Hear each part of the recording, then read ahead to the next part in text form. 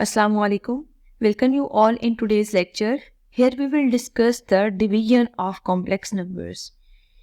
आपने देखा होगा प्रीवियस लेक्चर में हमने मल्टीप्लिकेशन ऑफ कॉम्प्लेक्स नंबर्स को डिस्कस किया था, जिसमें हमने सिंपल हॉरिजॉन्टल मल्टीप्लिकेशन मेथड ही यूज़ किया था। मतलब जैसे हम सिंपल अलजेब्रा में दो बाइनोमियल्स या ट्राइनोमियल्स व्हाटएवर कोई भी अलजेब्रिक एक्सप्रेशन मौजूद हो, जिस तरह हम मल्टीप्लाई करते हैं बाय हॉरिजॉन्टल मेथड, बिल्कुल इसी तरह हम हॉरिजॉन्टल मल्टीप्लिकेशन मेथड से कॉम्प्लेक्स नंबर्स को मल्टीप्लाई करवा चुके हैं। ठीक है, अब हम यहाँ पे देखें कि अगर for example complex numbers division form में गिवन है तो फिर उनको सॉल्व करने का मेथड क्या होगा। ठीक है, ऐसा करते हैं, हम यहाँ पे दो नंबर्स कंसिडर कर लेते हैं, z1 equals a plus B iota and z2 equals c plus D iota. ठीक है, अगर हमारे पास ये दो कॉम्प्लेक्स नंबर्स हैं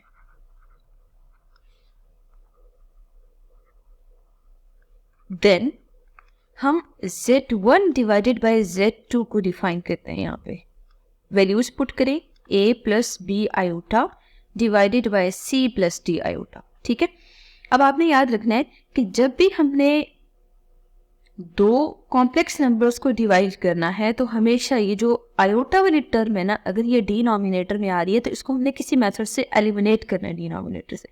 मतलब डिनोमिनेटर में आयोटा वाली टर्म नहीं आनी चाहिए। तो हमेशा इसके लिए प्रोसीजर क्या होगा, हम जो एक्सप्रेशन आपको गिवन होगा हमेशा हम उसको मल्टीप्लाई करेंगे डिनोमिनेटर के कॉन्जुगेट से और डिवाइड भी करेंगे। ठीक है, क्या मतलब है कहने का, अगर for example a plus B iota divided by c plus D iota given है, इसका मतलब ये है कि हमें यहाँ पे मल्टीप्लाई करना है डिनोमिनेटर के कॉन्जुगेट से। ठीक है, तो ऐसा करते हैं, डिनोमिनेटर का कॉन्जुगेट ले लेते हैं, c माइनस डी आयोटा आ रहा है, हम हमेशा इसके कॉन्जुगेट से मल्टीप्लाई और डिवाइड दोनों करेंगे। ठीक है, तो यहाँ पे रीजन में सामने लिखने बेशक कि multiplying and dividing by conjugate of denominator, और डिनोमिनेटर क्या है, c प्लस डी आयोटा। ठीक है, अब देखिए हमें क्या फ़ायदा होगा डिनोमिनेटर के कॉन्जुगेट से मल्टीप्लाई करवा के।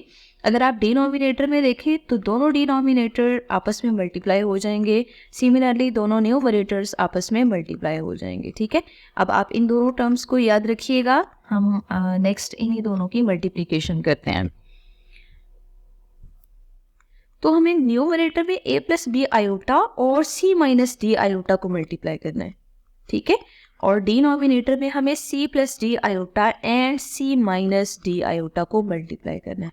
अगर आप डिनोमिनेटर में देखें तो एक फार्मूला लग रहा है, और वो फार्मूला क्या है, a plus B and a minus B equal होता है a square minus B square के। ठीक है, ये जो फार्मूला हम अलजेब्रा में यूज़ कर चुके हैं, ये वो वाला फार्मूला यहाँ पे अप्लाई हो रहा है कि a प्लस बी और a minus B a square minus B square के इक्वल होता है। तो अगर उसी फॉर्मूलेशन से हम इसको सॉल्व करें तो c square minus of D iota का होल स्क्वायर। ठीक है, अब न्यूमरेटर में देखें हॉरिजॉन्टल मल्टीप्लिकेशन से हमें जो फर्स्ट टर्म है उसको भी c माइनस डी आयोटा से मल्टीप्लाई करना चाहिए, और सेकंड टर्म को भी इसी से मल्टीप्लाई करके दोनों को ऐड अप कर लेना चाहिए। तो यहाँ पे सबसे पहला काम ये होगा, हम मल्टीप्लाई कर लेते हैं जो टर्म्स मल्टीप्लाई हो रही हैं। ठीक है, b d into iota square आ रहा है, और डिनोमिनेटर में देखिए ओपन करने से c square minus d square iota square आ रहा है। अब हम क्या करेंगे, जो टर्म्स यहाँ पे आयोटा स्क्वायर के साथ गिवन है उनमें से आयोटा स्क्वायर को हम -1 पुट कर देंगे। सिमिलरली डिनोमिनेटर में भी c square minus d square और आयोटा स्क्वायर की जगह -1 पुट कर देंगे। सिंप्लीफाई करने के बाद ac माइनस ए D iota plus C D iota minus minus plus हो जाएंगे D D divided by C square plus D square के बने। ठीक है, अब हमें क्या करना है, अगर मज़ीद सिंप्लीफाई हो रहा है तो मज़ीद सिंप्लीफाई करना है। तो यहाँ पे आप देख सकते हैं कि दो टर्म्स ऐसी आ रही है न्यूमरेटर में जो कि रियल है, मतलब जिनके साथ आयोटा नहीं है, उन दोनों को हमने सेपरेट करनी है, और इसी तरह जो टर्म्स आयोटा के साथ हैं उन दोनों टर्म्स को आप लास्ट पे कंबाइन कर लें। ठीक है, c square plus D square as it is. अब आप देख सकते हैं a c plus b d, मतलब ये रियल पार्ट है और इसको आपने c square plus D square से डिवाइड कर देना है। सिमिलरली आगे आप देखें सी डी माइनस ए डी में से आयोटा कॉमन ले लें, ठीक है, तो ये इमेजिनरी पार्ट है, इसको भी आप सी स्क्वायर प्लस डी स्क्वायर से डिवाइड कर दें। तो ये जो आंसर आ रहा है ये एक वेल डिफाइंड फॉर्म में हमने किसी भी रियल नंबर को real part plus imaginary part की फॉर्म में सेपरेट कर दिया। तो जब भी हमने किसी कॉम्प्लेक्स नंबर को किसी दूसरे कॉम्प्लेक्स नंबर से डिवाइड करना होगा जो कि डिफरेंट होगा, उसके लिए प्रोसीजर यही होगा, डिनोमिनेटर के कॉन्जुगेट से हमेशा हम मल्टीप्लाई और डिवाइड किया करेंगे। अब हम ऐसा करते हैं, एक एग्जाम्पल कंसिडर करते हैं और उस एग्जाम्पल में हम सेम इसी तरह एक नंबर कंसिडर कर लेते हैं 4 + 5 आयोटा डिवाइडेड बाय 4 - 5 आयोटा, ठीक है। हमने इसको सॉल्व करना है, तो सॉल्व करने के लिए सबसे पहला काम हमें ये करना है कि डिनोमिनेटर के कॉन्जुगेट से मल्टीप्लाई भी करना है और डिवाइड भी करना है, ठीक है। अब डिनोमिनेटर में देखें कि दोनों टर्म्स में एक में प्लस साइन है एक में माइनस साइन है, तो इस पे फॉर्मूला लगा लें डायरेक्ट 5 आयोटा को होल स्क्वायर और इसी तरह फर्स्ट टर्म 4 स्क्वायर बनेगी, ठीक है। अब न्यूमरेटर में अगर आप यहाँ पे देखें तो दो पॉसिबिलिटीज है, या तो इन दोनों टर्म्स को होल स्क्वायर फॉर्म में बना के होल स्क्वायर का फार्मूला ओपन कर लें, और अगर फार्मूला नहीं ओपन करना चाहते तो सेम हॉरिजॉन्टल मल्टीप्लिकेशन वाला प्रोसीजर फॉलो करें। तो हमें क्या करना होगा, दोनों टर्म्स को इंडिविजुअली 4 + 5 आयोटा से मल्टीप्लाई करना होगा, ठीक है। अब न्यूमरेटर में मजीद सिंप्लीफाई करें, मीन्स हॉरिजॉन्टल मल्टीप्लिकेशन को कंप्लीट करें, तो यहाँ पे जो टर्म्स आ रही है वो इस फॉर्म में आ रही है, ठीक है।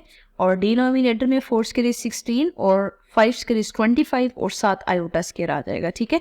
अब आप देखिए 16 + 20 आयोटा प्लस 20 आयोटा बट साथ 25 आयोटा स्क्वायर है, तो आयोटा स्क्वायर की जगह -1 पुट करेंगे तो डायरेक्ट हमारे पास आंसर -25 आ जाएगा, ठीक है। अब डिनोमिनेटर में भी देखें आयोटा स्क्वायर की जगह आप -1 पुट करें तो माइनस माइनस प्लस हो जाएंगे, यू विल गेट आंसर +25 है, ठीक है। अब आपने क्या करना है, जो 16 - 25 है इसको भी सिंप्लीफाई कर दें, और इसी तरह जो इमेजिनरी टर्म्स आ रही हैं दोनों, हम दोनों को भी सॉल्व कर लें। तो आंसर आएगा -9 + 40 आयोटा डिवाइडेड बाय 41। हमेशा जब भी कोई भी आंसर आएगा तो लास्ट पे आपने उसको real part plus imaginary part की फॉर्म में लाजमी स्प्लिट करना है। तो यहाँ पे देखें कि 41 दोनों के डिनोमिनेटर में मौजूद है ना, असल में ये जो न्यूमरेटर में दोनों टर्म्स मौजूद है उन दोनों के नीचे आप 41 को स्प्लिट कर दें तो हमारे पास जो आंसर आ रहा है वही आ रहा है, ठीक है। तो मतलब हमेशा जो भी आंसर आएगा उसको real part plus imaginary part की फॉर्म में हमेशा आपने सेपरेट करना होगा। हमेशा ना समटाइम ऐसा होता है क्वेश्चन में गिवन होता है कि आपने स्टैंडर्ड फॉर्म में कन्वर्ट करना है, तो स्टैंडर्ड फॉर्म में कन्वर्ट करने का मतलब ही ये होता है कि आपने उस टर्म को, मतलब उस कॉम्प्लेक्स नंबर को real part plus imaginary part की फॉर्म में स्प्लिट करना होता है। तो ये प्रोसीजर था जिसमें हमने देखा दो कॉम्प्लेक्स नंबर्स को कैसे डिवाइड करते हैं। इंशाल्लाह नेक्स्ट लेक्चर में हम इसी से रिलेटेड कुछ मज़ीद एग्जांपल्स देखेंगे जिसमें लिटिल बिट मेथड चेंज होगा। मे बी पॉसिबल यहाँ पे डिनोमिनेटर में एक कॉम्प्लेक्स नंबर मौजूद है तो वहाँ पे 2 या 3 नंबर्स भी आ सकते हैं। तो अगर 2 या 3 कॉम्प्लेक्स नंबर्स डिनोमिनेटर में आ जाते हैं उसके लिए प्रोसीजर क्या होगा वो इंशाल्लाह हम नेक्स्ट लेक्चर में देखते हैं। ओके, अल्लाह हाफिज़।